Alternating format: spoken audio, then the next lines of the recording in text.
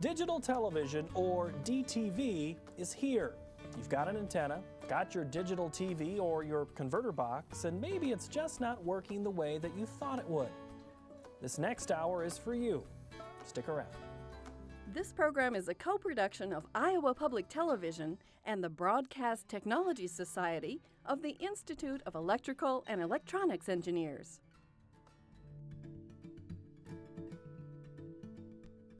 A lot of people who have cable come in asking for converter boxes. They don't realize they don't need them yet. I'd sooner work on my antenna. I want to get it up to par before winter starts. Well, there's a lot of things to think about when shopping for a TV. It's most important to really see the set side by side and get an accurate view of what television picture is better. I would say that my selection of TV to watch will probably increase by 200%. You know, it's going to be a good deal.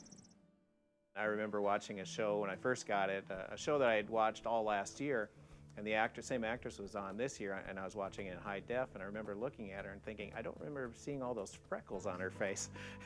It's still free, you know. The biggest difference we find is that there's a misconception between the terminology of digital and high definition. Some people think they mean the same thing. We encourage people to make the switch as soon as they're ready to. Just the pleasure of it was when we plugged it in, it was a whole lot better than I thought it was going to be. I love it.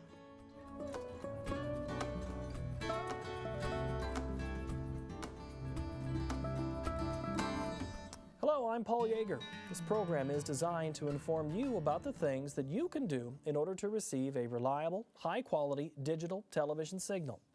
Many TV viewers choose to take advantage of free, over-the-air broadcast television, and due to the analog shutoff, some viewers need to make changes. If you're already receiving a great over-the-air signal, we invite you to stay tuned anyway. Chances are good that you'll learn something that may allow you to be of help to a friend or a family member. The format here is conversational, and unless you already know what you need to do, that's exactly what you'll be doing. That is, having conversations with retailers, broadcasters in your area, and tech-savvy friends. We've got a couple of tech-savvy friends joining us in the conversation right now. First, let me introduce you to Gary Scrignoli. Gary has been involved with the engineering side of television for over 30 years and has worked passionately and tirelessly on digital television for well over a decade. He's also the holder of over 35 patents, is a partner in the engineering consulting firm of Mintel, Scrignoli & Wallace, and is a special consultant for the Institute of Electrical and Electronics Engineers, known as the IEEE, an international professional association. Gary is also chosen as the Society of Broadcast Engineers Educator of the Year in 2005. Then I'd like you to meet Bill Hayes. He's Director of Engineering for Iowa Public Television, a statewide public television network who's been working hard to make IPTV's transition to digital as smooth as possible for the Iowa viewers who rely upon free over-the-air television service. In 2008, Bill was chosen as Educator of the Year by the Society of Broadcast Engineers and is also the President of the Broadcast Technical Society of the IEEE. Well, to start with, gentlemen, you've heard that if you've received a good analog signal with your existing antenna setup, the same setup should allow you to receive a good digital signal, and yet many people are discovering otherwise. So what's going on here, Bill? Well, for a lot of people, and for the vast majority, that statement does hold true, but there aren't any real absolutes in this. A lot of times what I find when people tell me that, well, I used to get analog, but I don't get digital, the issue isn't that they don't get the signal. The issue is they're not getting enough signal for the digital decoder in their receiver to work, which is kind of a new piece to add to the puzzle. Mm-hmm. But for the most part, if you do get a good signal in the analog domain, you don't have a reason not to get a good digital signal. There may be some things you have to adjust to make it work, but none of it's rocket science. It's all pretty practical, pragmatic stuff that really anyone can do. So emphasis on the word should is what we've been talking about. Is that the statement you agree with? I certainly agree with that, and I also think that education of the typical viewer is extremely important. The more they understand just about the basics, don't need to be an engineer, but with knowing the basics, they may be able to mitigate some of the problems that have been coming up in the recent months. All right, and we've been talking a little bit about reception and the importance of that. That's a very big thing in this whole transition, isn't it? Reception is the key element to good television performance. I mean, making sure that you receive a good signal. The nice thing that we're familiar with analog is that good reception was tied directly to good picture. If we weren't getting good reception, we could clearly see it. Digital is a little different in that it's sort of that direct relationship is broken. So receiving a good signal in digital means you get a perfect picture. So right. It will always look better than a good signal from an analog. But when you start down the slope of weaker and weaker signals, you get to this point where digital's strength is it's always perfect right up to the point where it fails. Right. And then when it reaches that failure point, it fails hard. Well, those are some of the lessons that we're going to get into. We have a lot to get into. I need to move on from there a little bit, because that is why we are here, Bill, is to tell you what you need to know to get the best possible digital signal in your area. We're going to give you some specific how-to advice, of course, but we're also going to let you in on a little bit of how come as well. To get things started, Gary and Bill have a few DTV primers for us. First up, they'll show us a basic comparison of that digital and analog signals. Traditional analog television was developed in the late 1930s and standardized in 1941. Color was added to the system in 1953. The signal that is conveyed over the air for traditional analog television is made up of three carriers: a visual carrier, a chroma carrier, and an aural carrier. You can see that the signal does not totally use the entire band and therefore is not totally efficient in the 6 megahertz channel. On the other hand, digital television was developed in the 1990s, conveys ones and zeros that represent the picture and the sound that are high quality.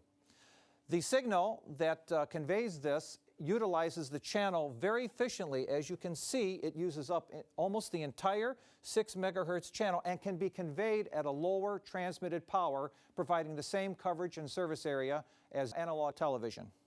Let's take a look at what's happening in your analog set right now, though, because that's what you're watching. Analog television has been around, as Gary said, for quite some time. What I'm showing here is a block diagram of what's inside your TV set. Please, you're not a TV repair person. Don't go inside your set to check this stuff. But what I have here is an antenna that's receiving all of the services that are within range. That antenna doesn't care if it's analog or digital. It's receiving all of those services and delivering them to the back of the television set. So at the back of the TV set, the first thing you come to is the tuner. The tuner's job is to select one of the services. That's what you do when you change channels. If you're selecting an analog channel, this television set knows what to do. It takes the video off of that channel, it delivers it to some circuitry that it uses to process. It lets you adjust the color, the chroma, those things that you do to improve the image quality, and then delivers it to the display so you can watch it. It does a similar process with the audio. It pulls the audio off, determines whether it's stereo left and right, sends it to some circuits to let you adjust the volume, amplifies it, and sends it to the speaker or speakers in your set. This lets you watch and listen to television. And when analog services go away, everything in this television set continues to work just fine. So if you have a VCR, a DVD player, those components that you're currently using now, those components continue to work just fine. The only thing that's changed is that there are no longer analog services being delivered to this antenna, and this tuner doesn't know what to do with the digital-only services that are available. All right, Gary, boil it down again. What is that basic difference between analog and digital?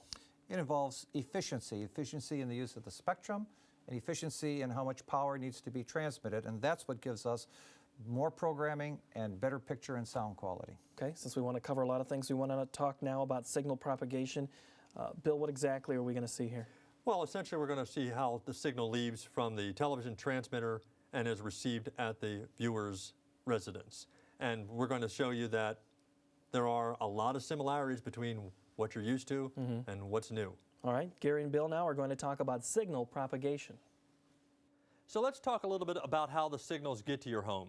As we've already explained, whether it's analog or digital, we're using the same channels they're the same size, and they're in the same television bands. So it should be no surprise that the path they take to your home are identical.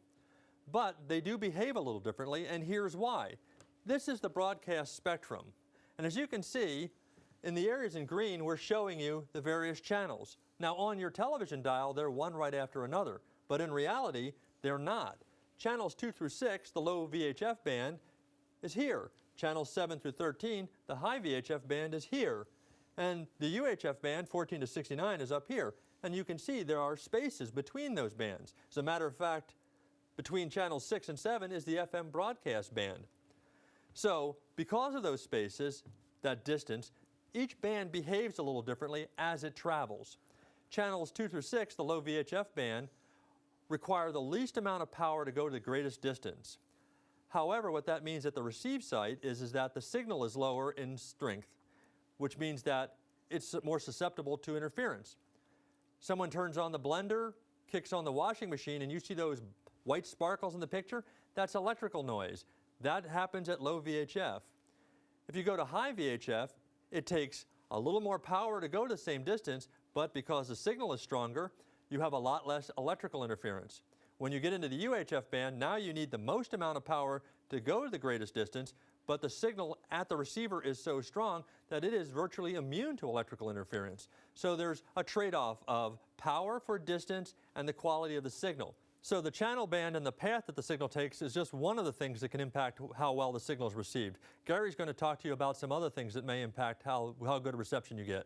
Let's talk about propagation effects of both analog and digital television. Television signals essentially travel in a straight line limited by the horizon. For a typical transmitter tower height, it can go 50 to 60 miles. In this real-world example, that is shown right here of 56 miles with very little effects from the naturally occurring terrain. On the other hand, there are many places that have irregular terrain where the signal is blocked or shaded, causing weak or even non-existent signals. A severe case is shown here. We're only 10 miles away from the transmitter. These mountains totally block the signal and it cannot be received. But besides terrain effects, there can be man-made effects that can cause problems. For instance, this signal here has a direct path to the home, which is the desired case, where you can have man-made objects that cause reflections, water towers, office buildings, bridges, etc., that cause these echoes to self-interfere with the signal. That's not a good thing. Perhaps the antenna here can be directive enough so that it will eliminate or mitigate the extra echoes. But not just these outdoor man-made effects, there can be indoor man-made effects in your home where the signal's bouncing off the ceilings, the walls, etc., causing, again, self-interference, which is why we strongly urge you, whenever possible, is to use outdoor antennas. All right, Bill, you took us into propagation. Again, recap it for us. Well, the thing that we want to point out to everyone is that even though, just because it says digital, doesn't mean it's that different. The paths, the channels, the things that are coming to your home are pretty much traveling the same way they've always traveled. It's just a little different in how it behaves. Okay, see, it's so simple. Let's talk about another simple thing, but very important, and that's reception, Gary. What are we going to talk about now? We're going to talk about differences in reception between the analog signal and the digital signal. Analog signal degrades gracefully as the signal gets weaker, whereas digital will be perfect up to that point. As Bill says, it fails, and then it's gone, and the perception the viewer has is certainly different between the two. All right, let's talk with Gary and Bill as they talk about reception issues. We have a chart here that shows strong signal to weak signal and the quality of the picture. When the signal is strong, one would expect an analog picture to be excellent. As the signal decreases, we would normally expect a gradual decrease in picture quality as shown on the chart, going from clean to noisy picture and sound. The other thing to remember with analog reception is that even though you have a strong signal here, there may be other impairments at that strong signal level. For instance, the electrical impulse noise that occurs when a blender or a vacuum cleaner is turned on would cause picture degradation even though the picture is strong. So will multipath, which is the multiple paths taken from the transmitter to the receiver, causing self-interference. So as we look at this, you'll see that gradual effect of the picture degrading. Well, that's the analog signal. Let's look at the digital signal now and see how that compares. Again, from strong signal to weak signal, the picture is great, perfect, until you get to some magical point, some magical threshold beyond which you have no picture. It goes from an air-free perfect picture and sound to an all-air frozen picture and muted sound very quickly. This is called the digital cliff effect. Now, as you look at this, you say, well, let's compare the two. If you compare the two, there's a region up here where the digital will outperform the analog. And then beyond which that the picture of the analog is still not very good, but it's noisy and distorted, yet watchable, where you will have no digital signal. So the goal is to have enough margin above this point so that you're always staying in this region. Broadcasters have optimized their transmitters as much as possible to provide margin above this digital cliff effect. Bill? One of the interesting things about digital tuners is that when you tune a digital television signal in, the channel number that the tuner tells you about is not always the real channel. It's called virtual channels, and it was designed to help with this transition. The reason this becomes important to you is that if a station has a virtual channel of 2, but its real channel is 50, that's a very different antenna. So we'll talk more about virtual channels and antenna selection, but it's important to remember that. Now, as part of the conversion, most broadcasters were able to replicate their service. The idea here was to have digital service go everywhere that analog service went. Here's an example of a broadcaster whose analog service is represented by the large dark circle, and their digital service has a slightly larger circle, but for the most part, anywhere that their analog service went, their digital service goes as well. That's what we call complete replication. But not all broadcasters were able to do this. Here's an example of a broadcaster whose analog service covers a significantly larger area than its digital service. Viewers in this area who were used to getting analog service from this station may or may not be able to get their digital service. Conversely, some broadcasters were able to take their digital service and actually increase the amount of area they covered compared to their analog service. So when you're tuning your tuners trying to find service, if you are not getting a station you expected to get, you need to contact that local broadcaster and find out if there was a change that will prevent you from getting the service. Conversely, if you happen to now get a service that you never used to get, you might want to call that broadcaster and let them know that you're now getting their service. They will appreciate it very much. All right, so Gary, why again is reception such a big part of this discussion? Well, because of the digital cliff effect, you can no longer watch a lousy picture like you can in analog. Therefore, it's very important to stay well above that cliff with margin. So, and you can do that if you know some of the basic techniques. So it's either there or it's not. Someone who's here now, and he's going to play educator again. We're going to go to your home now, Bill. Right. You're going to talk about a couple of things, the indoor versus outdoor discussion. Yeah, we are going to talk about that. We're also I'm going to show you sort of the comparison between the gradual degradation that you see with an analog service versus the digital cliff that Gary is talking about. And then also, you know, as you're planning digital reception, as this was being planned, all of the planning was based on the idea that people would use outdoor antennas. So I'm going to do a sort of a comparison. In my house, I happen to have an attic mount antenna, but I'm going to do a comparison between my attic mount antenna and the performance of some pretty regular indoor antennas that people have. All right, let's do that now with Bill. We're going to go to his house as he compares the indoor versus the attic and outdoor antenna. One of the challenges we face as we go digital is that many people currently use indoor antennas to receive analog services. Now, indoor antennas work for some folks very well, but they do have their issues. Indoor antennas have ghosting and noise problems that we've just become accustomed to. We've learned when we see a ghost to move the antenna slightly. When we see noise, we know we're dealing with a slightly weak signal. In the digital world, these problems are compounded because unlike analog, which receives and displays the picture instantaneously, the digital signal requires a lot more information in order to display the picture. And when that information isn't present, the digital signal fails. So let's compare the two. Let's take a look at analog reception using indoor and attic mount antennas. What you see on the screen in front of you is two services. It's the same service, one being received with rabbit ears showing up on this side of the screen.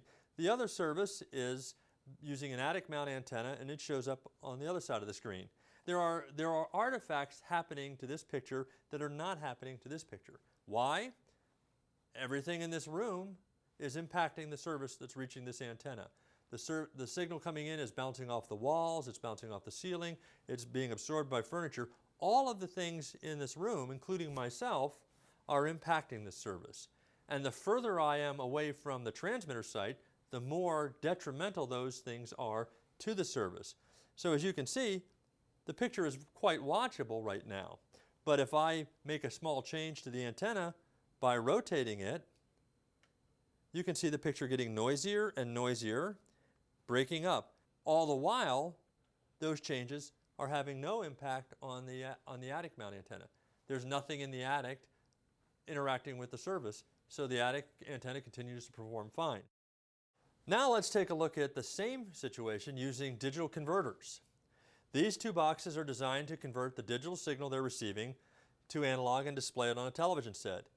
In this particular display, what I've set up is on the left side of the screen is the digital converter box using the attic mount antenna. On the right side of the screen is the digital converter box using the rabbit ears indoor antenna. As you can see right now, both are displaying the signal. But it doesn't take a lot if I move this antenna slightly for the digital service using the rabbit ears to start to fail. And as you can see, the image on the left side is going smoothly. The image on the right side is jerky. It has breakup, sometimes called pixelation or macro blocking. Frozen screen. These are all common symptoms of digital services running out of information and being unable to decode the picture. So if you decide that you actually do need to stay with indoor antennas, rabbit ears may not be your best choice. Notice as I rotate the rabbit ears, the picture freezes, it pixelates, and I'm not really turning them very much. It takes very little change to impact the rabbit ears. On the other antenna we have, it's a directional antenna. You'll notice that when I go over here to this antenna, again, it's indoor, it's still in the same hostile environment, but it's getting a much more stable signal because it's ignoring a lot of the bounces that are coming in. So when I move this antenna, it's less likely to lose signal. It's still not as good as an outdoor antenna, but it does do a better job. So in an indoor environment, if you have to use indoor antennas, a better choice might be going with a directional antenna like this one or something even larger. It depends on how far you are from the transmitter site. So we didn't get invited over to Bill's house for dinner, but you do have a couple of questions for him about, or a couple points you want to hit up again, Gary. Well, the main thing, Paul, is that to stress that outdoor antennas are key if possibly used by the viewer, because when you're dealing with indoor antennas, a lot more can go wrong to destroy your DTV reception. Okay, and we're going to go back now to your house, Bill, because you're going to talk about something else. The digital cliff effect. I mean, we've talked a lot about it, but it's really kind of nice to show people what it means. And so in this particular demonstration I've set up, I'm taking a station analog and digital service, and I'm degrading them simultaneously so you can see what happens to one and what happens to the other and see the different behavior. Okay, let's see how these signals behave back at Bill's house. I'd like to talk a little bit about what makes digital reception so much different than analog reception. Typically with an analog signal, we're used to the impairments that we see on the screen, the noisy video, the ghosting, all those things that happen to an analog signal. The same things that cause those to happen to a digital signal, but the digital signal won't show that to you. In order to demonstrate this, I've set up a little experiment here. I'm using a converter box, and I'm receiving a local television station using my indoor attic antenna, and I've put the signal strength meter of the converter box up on the display. And as you can see, this particular display, it not only displays the signal strength, which is the amount of signal getting to the box, but it also displays the signal quality, which is the quality of the information on the signal. And if you notice, occasionally you'll see this number fluctuate between 80 to 86%. That means I'm getting somewhere between 80 to 86% of the signal according to this box. Now that little fluctuation is called signal breathing. That happens to any signal that travels through the air, whether it's analog or digital. The outdoor environment has an impact on it, and as a result the signal fluctuates a little. And that can become important. In order to show the experiment, what I've done is I've put into the circuit this little box called an attenuator. All this box does is it fools the converter box into thinking that it's either further away from the receive antenna or that the receive antenna itself is further away from the transmitter. And by adding attenuation, what I'm doing is I'm adding or degrading the signal. But I want to watch what happens to the quality of the signal as well as the signal strength and the actual image itself as I add attenuation. So as I start to crank in this attenuation, you'll notice that that lower number, the 86, begins to drop. And as you can see, it's now dropped into the 70s. And as I crank in more, it's now in the 60s. But notice that the signal quality is still at 100%. That means that even though the signal has been degraded, signal quality is still excellent. As I add more attenuation and drop the signal even further, you can see that the signal strength continues to decline, the amount of signal getting to the box continues to go down, but the actual quality of the image and the actual displayed quality are the same. They're still at 100%. It's not until I actually get into the 30% range that you now see I've actually started to impact the actual signal quality. And what this means is that the decoder in the box is working harder to make the image. But it's still making a very, very good image. You don't see any errors. You don't see any noise. As I add even more attenuation, you can see that the signal quality meter drops, and now it's in the 70% range. The signal still looks good. The image still looks fine. The signal strength is now down around 10%. We're actually to the point where I doubt the box is very accurate at this point in time in measuring signal strength, but you can see that the image still looks great. It is not until I actually get the signal quality meter to the 50% range that you start to see digital breakup. What does this mean? I've just gone over the digital cliff. This signal has now failed. If I add it back a little bit or take out a little bit of the attenuation, the signal comes back. And you notice it's dropping in and out. Remember that breathing I showed you at the beginning?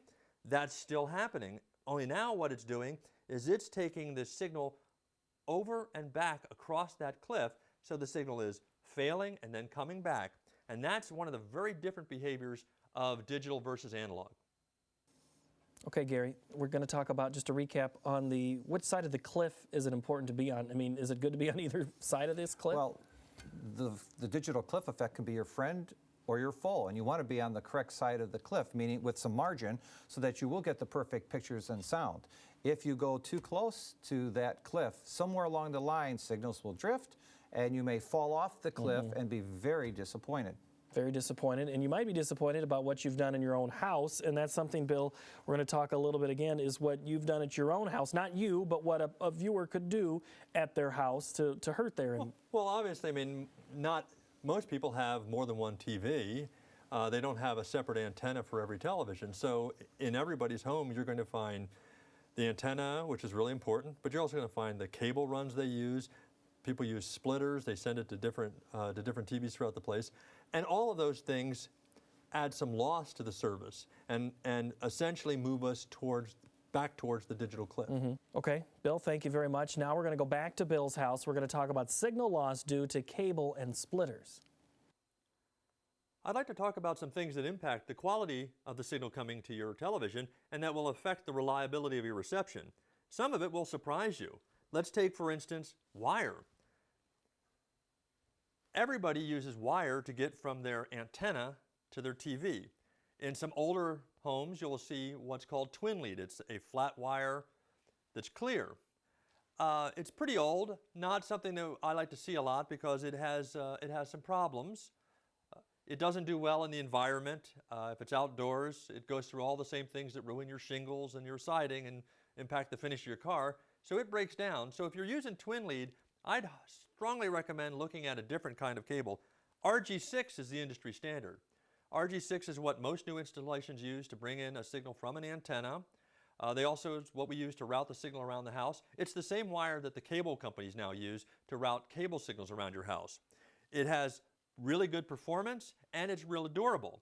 But like all wire, it adds some loss to the amount of signal that gets from the antenna to the receiver. To demonstrate this, I'm going to set up a little experiment where I have a decoder box receiving a local station, and I'm going to add 100 feet of RG6 to the circuit. And as you can see by looking at the signal meter, right now I'm receiving about 86% of the signal from my indoor attic antenna. Let's see what 100 feet of RG6 does to the amount of signal that gets to my receiver.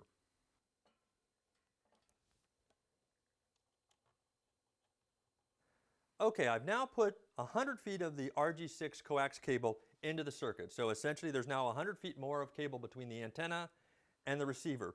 And if you remember, when we had the receiver hooked directly to the antenna, we were seeing a signal strength of about 86%. Well, now we're seeing about 73%. So this means that the 100 feet of cable are now responsible for a loss of about 13% of the signal that was getting to this box. So as you can see, cable does add loss to the signal. And 100 feet isn't all that long. If you live in a single floor house with an antenna mounted on your roof, you're probably looking at a 30 to 40 foot run just to get it into the house. And then if you distribute around the house, you can easily get into the 70, 80, 100 foot range. And if you happen to live in a 2-story or a 3-story house, the runs can get to be 150, 200 feet pretty easily. A lot of folks have more than one television in their home. So in order to get the signal from their antenna to their multiple television sets, they're going to have to use other devices instead of just wire. I'm holding a couple of them. These are called splitters. What these devices do is they take a single feed and they split it to 2 separate feeds. I have a 2-way, if you have 2 television sets. I also have a 4-way, so if you have 4 television sets. The splitter's job is to take the signal and divide it equally among all of the devices that are going to receive the signal. But by doing that, they cut that service either in half or into a quarter. So what would the impact of that be on the signal quality getting to the receiver? Let's take a look. The first one I want to hook up is a 2-way splitter. This would be used if you had 2 televisions from a single antenna.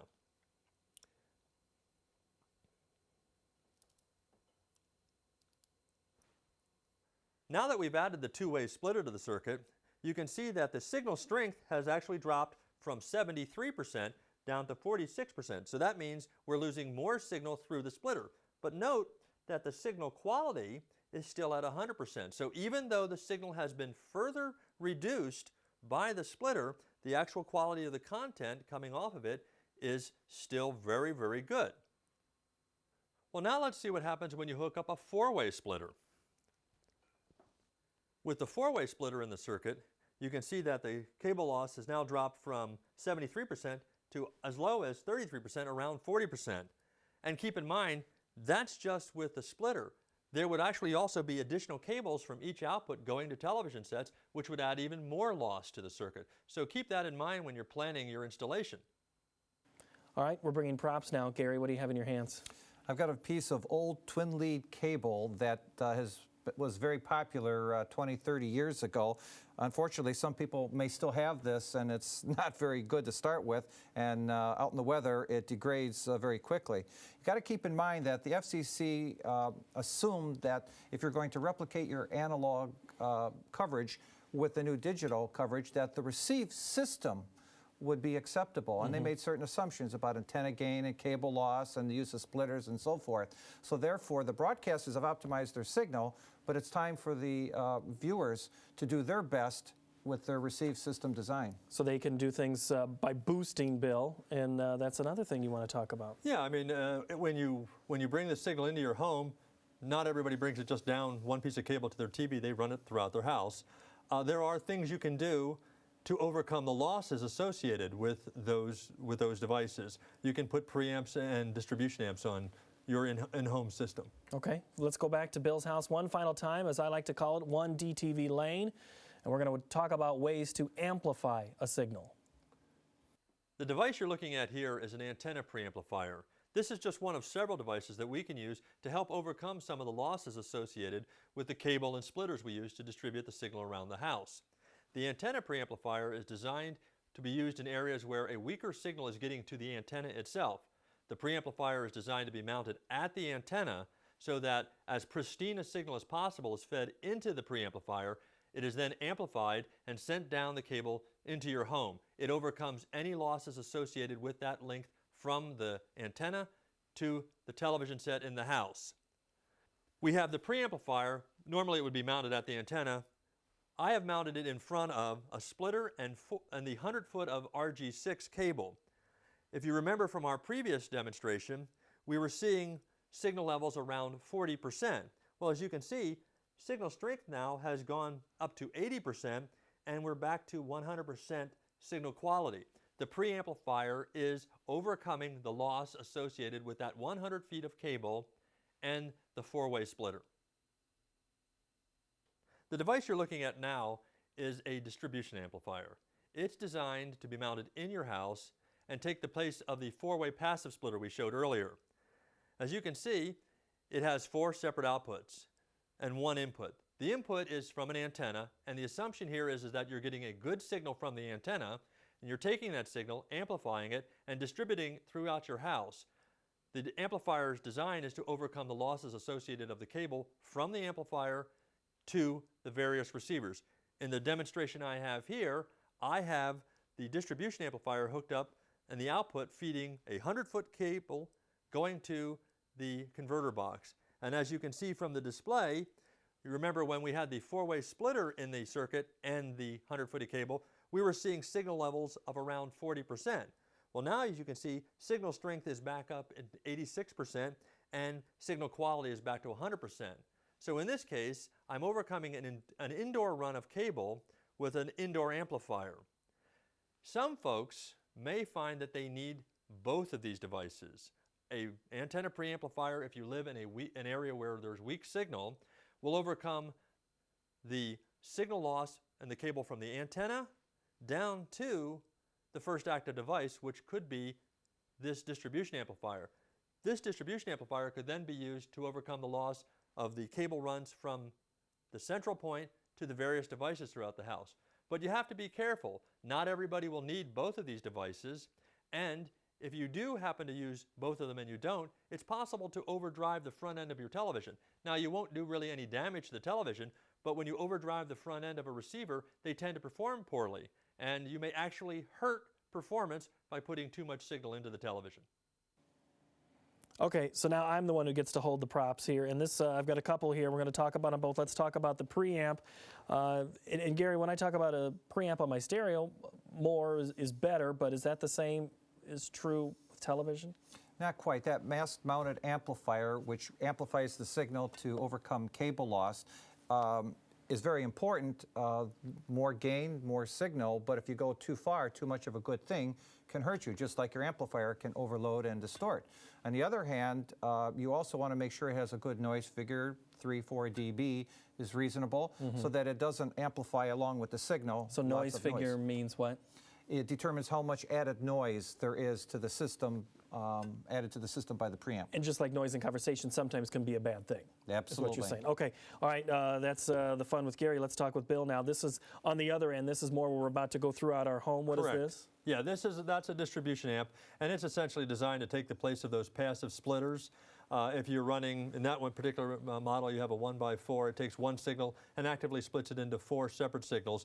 Each signal is independently amplified so that there is no loss through it. Actually, it has gain, so you can have long runs of cable from, if you put that in your basement, run long runs to your television throughout your house. Okay, we've kind of alluded to it, but we've got some antennas that we're going to talk about here. They're around us right now. We're going to get into this quickly. What are we going to talk about here with these antennas? Just the fact that there are different models of antennas and not one size fits all. So you need to sort of understand where you are in relationship to the signals, and then you can determine what antenna you need. Okay. All right, we're going to continue this conversation now as we give a tour of the antennas, including a special guest at the end involving a rotor. Okay, Bill, let's start at the top. This one's a very large antenna that would be outside. This one looks like it could collect a lot of signals. Is that the case? And that's exactly what it's designed for. This is the sort of the standard outdoor all-band VHF, UHF antenna. You see it installed in lots of homes. Its size is because it is designed to receive channels 2 to 69. Low-band channels require longer elements. That's why it has those long elements at the back. And it's the number of elements give it what we call gain, which is the ability to collect signal. So this is a great antenna to use if you're farther away from the transmitting sources. Okay. Now, number 2, it looks similar, Gary, but it's not. Why not? Because it doesn't have the longer elements for the low VHF band. It only covers channel 7 to 69, which is the high band VHF and UHF, yet it still can be used in weak signal areas. Okay. Now, Bill, number 3 is different looking, but how different is it? It's a different design for the antenna itself, but it's also designed only for UHF reception, 14 to 69. Lots of places where there won't be VHF services after the digital conversion is complete. Channel 14 to 69 antenna is probably a good choice. And as you can see, it's physically a lot smaller, so it makes it a lot easier to install. When you're going outside, and you're also going to put this one over here on your side of the room, Gary, number 4. That one goes outside, but that also looks like it belongs on this side. Very similar, but how is it different? It's an alternative design, UHF only, yet it gives us enough gain to work in weak signal areas as well. Okay, the one below it is a completely different design than what we've seen. This one looks very, very aerodynamic. What's that one used for? Interestingly enough, it's an all-band antenna, channel 2 to 69. It has a little bit lower gain, so it needs to be used in the yellow area or stronger signals. It has bidirectional antennas for VHF, still has directional for pattern for UHF. Now, we touched on the yellow. That was a yellow color. What again does that mean? Yellow is for in areas where the signal is pretty strong. You're pretty close to the transmitters. And red would mean? Red is you're much further out, so you're in weaker signal areas, so you need the gain of the antenna to collect more signal. And that's the one, Gary, that's below right there. That has a red. And tell us about that one, too.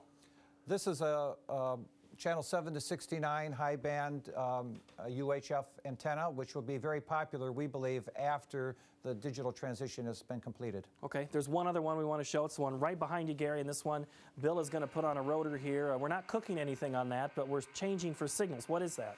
This is a rotor that's controlled remotely, typically from inside the house. You put a directional antenna on there so that you can point it in different directions depending on where your various transmitters are. All right, well, Bill, are you done playing with the toy? You done? Oh, yes. All right, well, that's very good information, but we also talked a little bit about the color-coded parts of that. What was important about that? Well, antennas are specified by engineers with numbers, just like the preamps for gain and things like that. It's a language that people shouldn't have to understand.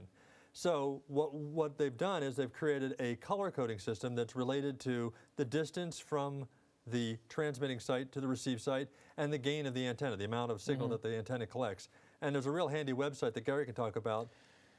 And that's a simple spot, and it's got 3 very important parts to it. 3 important parts that the typical viewer needs to know is what antenna should I buy, what type, what are the virtual and actual channels that are in my area, both before and after the transition, and thirdly, where do I point the antenna? It's going to give you those answers in a very simple form. All right, so Gary's going to now walk us through antennaweb.org. Here we are on antennaweb.org website, the home page. Lots of good information. What you're going to see here are a list of FAQs, resources, antenna info. As we scroll down, more information for you to study about the DTV transition, and in particular, mygreenelectronics.org, a website that will give you information regarding recycling of electronic products. Now, let's scroll back up. I'm going to come back and let's focus on antenna info. What this is going to do is going to show you that they've divided the amount of types of outdoor antennas, and this is only for outdoor antennas, into 6 different colors. The types of antennas that the colors represent are listed here. You could read that at your leisure. Going back to the home page, we should be able to then select the Choose an Antenna button, and that takes us to the request for your address and zip code. You only need a zip code minimal, but we strongly advise that you put the entire address in so that it can give you the most accurate results from the transmitters, various transmitters, to your home. Now, you could unclick the boxes if you don't want marketing info or research surveys coming to you. 2 more questions. One is, are there any obstructions nearby that are taller than 4 stories? In our case, the answer is no. Also, whether your residence is a single story or multiple story. For our case, we're going to say single story, but that determines the height above the ground that they're going to assume in their calculations. Well, we're ready to submit. Let's do that. It did the calculations for all the possible stations in your area. And you can see on the top there's something called antenna type, and you see it's color-coded, and there's both analog and digital channels included. Well, let's just show the digital stations only to simplify this.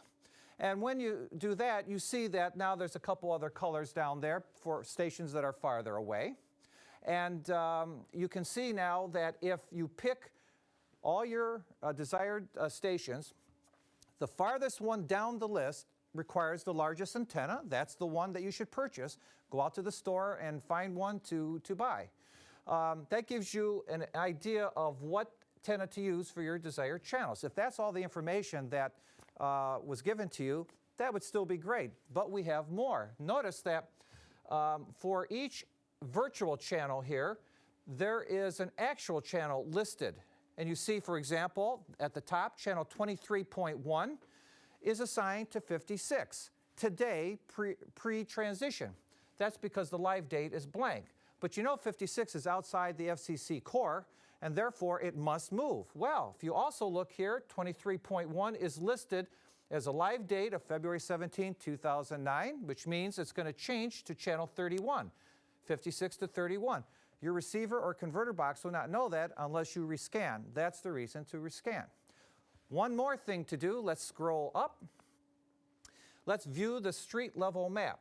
Now, the nice thing about this is it will show a map of your house on the screen. It will list all the virtual channels that you can possibly receive conservatively, as they point out, with the appropriate color-coded outdoor antenna.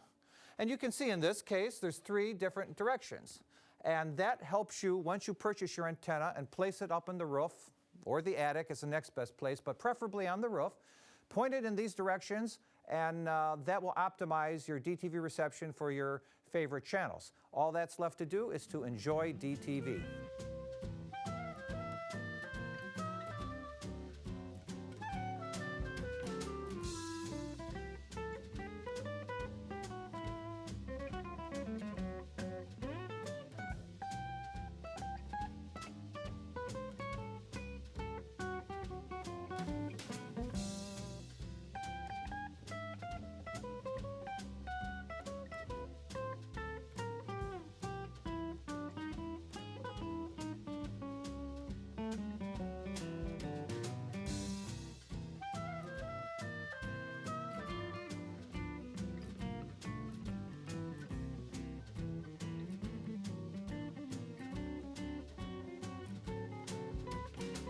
All right, Gary, thank you so much for walking us through that antenna website. There's certainly a spot that we need to get to.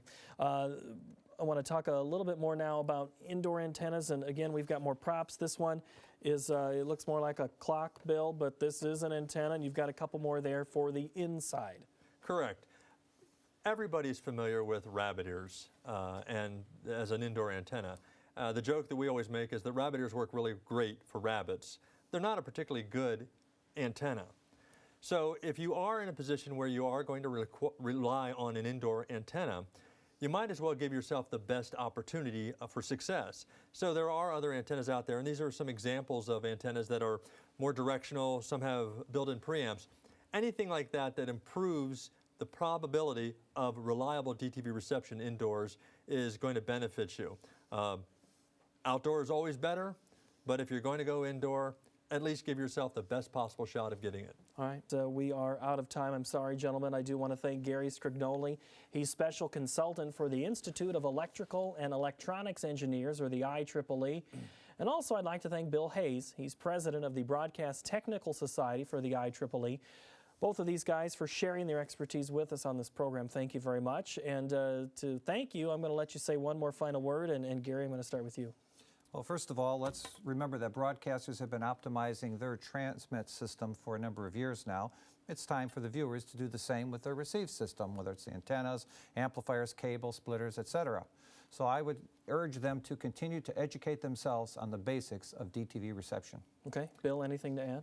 Well, and once you've gotten to the point where you got DTV reception, it's not rocket science, so really pretty much anybody can do it. And when you actually do it correctly and you actually see the benefits of digital, you'll find yourself wondering how you ever did without it because it just looks and sounds so good. Well, I know the conversation's been very valuable for me, and we hope that it's been very valuable for you as well. And don't be too concerned if there are things that you don't understand or if you don't know what you need to do. That just means it's time for you to have your own conversations, whether it be with your local retailers, your friends, your family members, and especially the broadcasters in your area. They want you to be able to receive their signal as much as, if not more, than you do. I'm Paul Yeager. Thank you so much for watching.